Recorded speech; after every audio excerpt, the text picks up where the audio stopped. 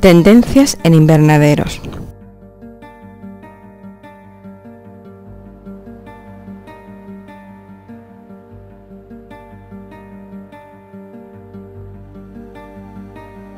Nos pusimos en contacto con la empresa Tecnoponiente Invernaderos y observamos cómo prácticamente todos los componentes que utiliza para la construcción de los mismos son de fabricación propia. La fábrica dispone de tecnología de alta precisión para el perfecto acabado de cada uno de los elementos. Se realizan controles de calidad en todos los procesos de la cadena productiva para evitar cualquier posible error.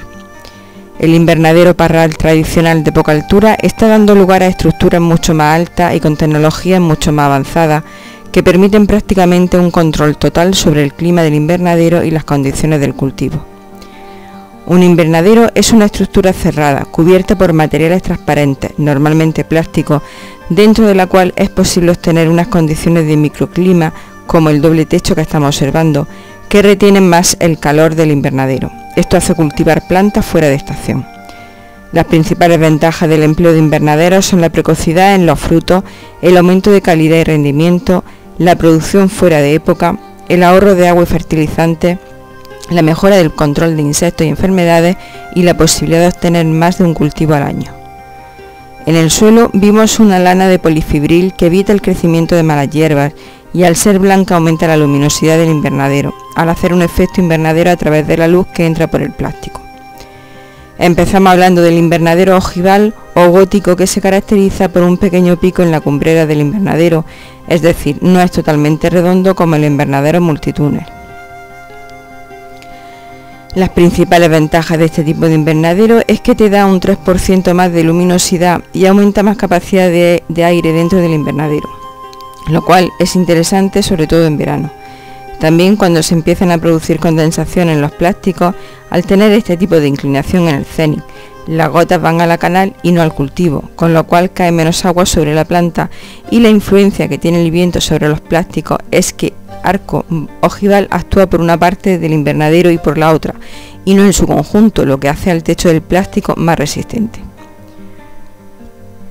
Este invernadero a la canal tiene 4,5 metros y al cenit son 6,70.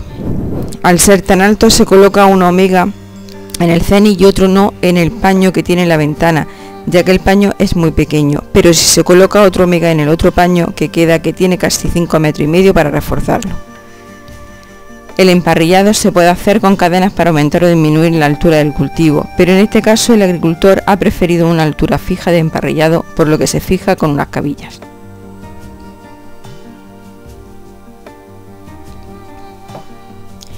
Hay varios sistemas de refuerzo de los ruedos, que este caso es de policarbonato. Está por ejemplo el de contrapata, que es el que más se recomienda. También cruces de San Andrés que pueden ser de cable o de tubo, como el que estamos viendo. Con las mismas estructuras que se utilizan para los invernaderos ojivales, se pueden realizar diversas naves que permiten al agricultor ubicar el cabezal de riego, incluso diversas oficinas para la gestión de la explotación.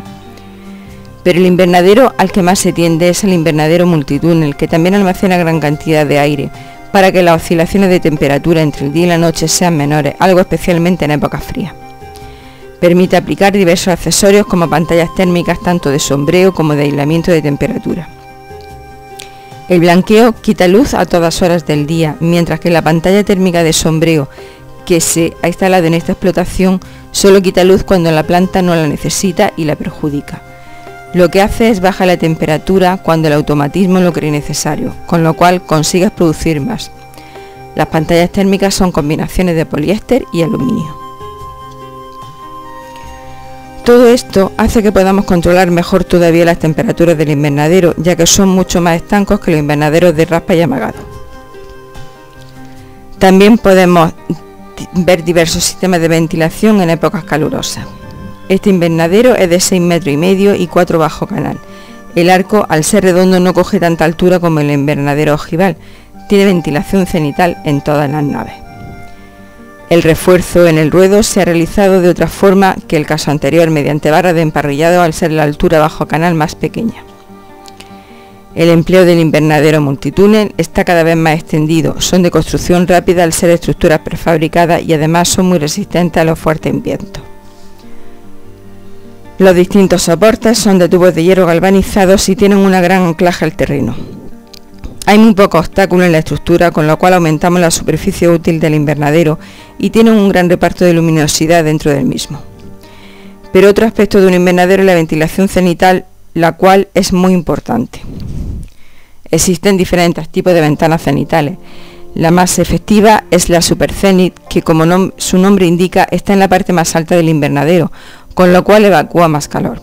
Si tenemos dos ventanas cenitales a cada lado, tenemos lo que se conoce como ventanas cenitales mariposa, que tiene la ventaja de que puedes abrir una u otra en función de los vientos dominantes. Después tenemos la ventilación en medio arco, donde la ventana se abre desde la parte cenital del invernadero hasta la canal del mismo. Evacúa gran cantidad de aire, pero no se instala mucho por su precio y su baja resistencia a vientos fuertes. Luego tenemos la ventilación a medio arco desplazada, donde la ventana se sitúa en un omega situado en mitad del arco, de ahí su nombre, y la parte que se abre es el medio arco de la otra parte. Y por último tenemos la ventilación a la canal, la cual sería un medio arco por la mitad, por así decirlo. Se coloca un omega en medio arco y se abre solo esta parte del invernadero hasta la canal. Las ventanas más utilizadas son la cenital y las ventanas a la canal.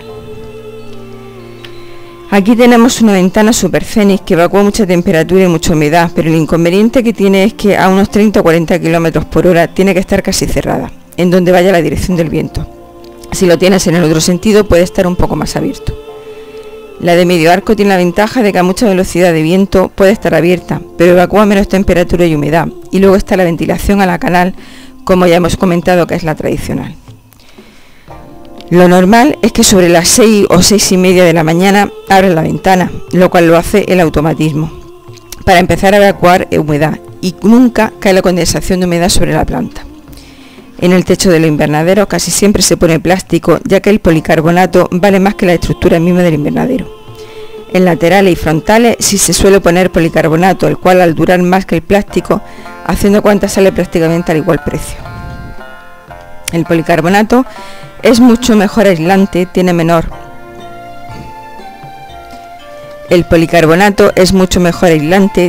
transparencia a la luz y a efectos vandálicos si se hace un agujero y se repara rápido, cosa que en el plástico tienes que cambiarlo todo. Las fábricas de plástico realizan un proceso conocido como extrusión, por el cual el polietileno es forzado a fluir de una forma continua a través de una boquilla al aplicarle presión y temperatura. El polietileno fundido es obligado a pasar por un cabezal de extrusión y por altas presiones es obligado a pasar por la hilera. A la salida de esta se conforma la burbuja a través del anillo de enfriamiento, al mismo tiempo que se inyecta aire a presión por la parte interna del mandril, hasta conseguir que el tubo tenga las dimensiones adecuadas. El tubo extruido avanza por los rodillos de arrastre pasando por la calandra de enrollado. Posteriormente, el plástico se pliega y se recogen bobinas que tienen que tener una serie de datos incorporados. Luego nos trasladamos a las instalaciones de Letifa, Centro de Innovación Tecnológica, ubicado en el poniente almeriense, para conocer las principales características del invernadero de cristal o tipo Venlo. Este tipo de invernadero es de estructura metálica prefabricada con cubierta de vidrio y se emplea generalmente en el norte de Europa. El techo de este invernadero industrial está formado por paneles de vidrio que descansan sobre los canales de recogida de pluviales y sobre un conjunto de barras transversales. La anchura de cada módulo es de 3,2 metros. Desde los canales hasta la cumbrera hay un solo panel de vidrio de una longitud de 1,65 metros y anchura que varía desde 0,75 hasta 1,6 metros. La separación entre columnas en la dirección paralela a las canales es de 3 metros. En sentido transversal están separadas 3,2 metros si hay una línea de columnas debajo de cada canal, o 6,4 metros si se construye algún tipo de viga en celosía. Las ventajas de este tipo de invernadero es la buena estanqueidad, lo que facilita una mejor climatización del invernadero. Y los inconvenientes son: la abundancia de elementos estructurales implica una menor transmisión de luz, su elevado coste y se suelen utilizar naves muy pequeñas debido a la complejidad de su estructura. La estructura debe limitarse a un mínimo del sombreo y la libertad de movimiento interno. Las estructuras de los invernaderos de cristal deben reunir las condiciones siguientes: deben ser ligeras y resistentes, de material económico de fácil conservación, susceptibles de poder ser ampliadas, que ocupen poca superficie, adaptable y modificable a los materiales de cubierta, La estructura del invernadero es uno de los elementos constructivos que mejor se debe estudiar desde el punto de vista de la solidez y de la economía, a la hora de definirse por un determinado tipo de invernadero. Con este tipo de invernadero podremos cultivar plantas, verduras, frutas y flores a un ritmo más rápido, ya que el calor del sol se mantiene en el invernadero. Esto es ideal en zonas del norte de Europa, donde las condiciones de clima severo y plagas pueden ocasionar la muerte de las plantas que están fuera. El calor irradiado se logra a partir de los paneles de vidrio de efecto invernadero, que se hacen especialmente para que puedan retener el calor del sol y no deje que se filtre el techo. En comparación, el vidrio retiene mejor los rayos ultravioleta que el polietileno. Como el vidrio es mucho más pesado que el plástico, la estructura tiene que ser más fuerte y más durable, por lo que se debe construir un marco más robusto. Existe la posibilidad de poner doble panel de vidrio de efecto invernadero, de manera que pueda tener una capa extra interna de aislamiento para mantener el calor que soltó. La idea de un invernadero es dejar que la luz y el calor deje que se caliente el suelo, las plantas y el suelo a una temperatura mucho más alta que la de fuera y guardarla. Por eso el cristal tiene que estar bien hecho y bien equipado, de modo que no tenga espacio entre el marco y el borde. También, para que la fotosíntesis se produzca a un ritmo más rápido, es necesario asegurarse de que la estructura sea sólida y libre de corrientes de aire y huecos. En este invernadero observamos también pantallas térmicas que se situaban por encima del invernadero. La pantalla térmica es una tela compuesta por combinaciones de poliéster y láminas de aluminio entretejidas con filamentos muy porosos y absorbentes de agua. Sus misiones principales son el efecto de aislamiento y la de sombreo.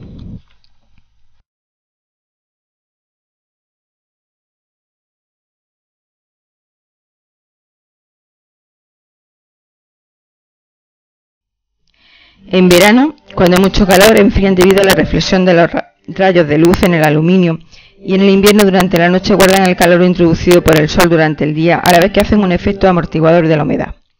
Las pantallas térmicas se pueden colocar en el exterior o interior del invernadero. Las mejores para bajar la temperatura del invernadero son las pantallas exteriores, como se han instalado en este, y si es a cierta distancia de la cubierta mejor, así habrá recirculación de aire entre ambas. Existen dos tipos, las de umbráculo sobre el invernadero, como se ha instalado en este, y la otra es enrollable exterior, que va fija al techo del invernadero y que mediante una serie de rodillos y motores se puede extender o cerrar. Las que se colocan dentro del invernadero son la horizontal interior, que es la que más se utiliza, y la enrollable interior, que es parecida a la enrollable exterior. Las pantallas térmicas debajo de la cubierta o el interior es un sistema mucho más barato que el anterior, aunque también menos efectivo, pero es el que más se suele utilizar porque es mucho más económico y van dirigidas al ahorro de energía, aunque también se instalan telas abiertas. En este invernadero también se utiliza luz artificial a través de los focos que estamos viendo. Sin duda alguna, la luz natural es la mejor iluminación posible y la mayor parte de las plantas tienen suficiente con el aporte de luz solar que reciben, excepto algunas propias de lugares muy cálidos como los trópicos. Si este no es el caso o por cualquier razón se quiere acelerar el crecimiento de los ejemplares, resultará aconsejable proporcionarles un extra de luz instalando un sistema de iluminación artificial.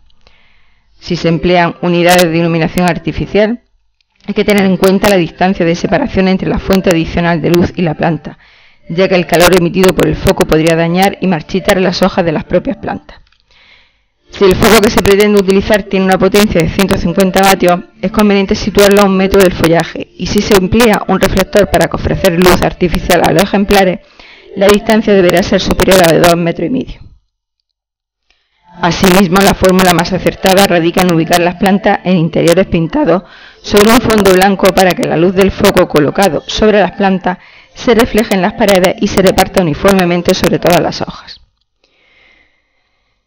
Para obtener mejores resultados se pueden adquirir focos de luz y mantenerlos encendidos al menos 8 horas diarias. Aunque si lo que se pretende es acelerar el crecimiento de las plantas, se podrán exponerle incluso 18 horas de luz artificial. No obstante, se deberán conocer las necesidades de luz de cada planta y satisfacerlas a través de focos. La luz artificial se puede utilizar para complementar o sustituir la luz natural de las plantas en su interior. Puede ser la única fuente de luz para las plantas que requieran luz moderada o baja. La luz artificial es también una buena fuente de luz para las plantas que no pueden tolerar la luz directa del sol, ya que la artificial no es tan fuerte como la luz solar.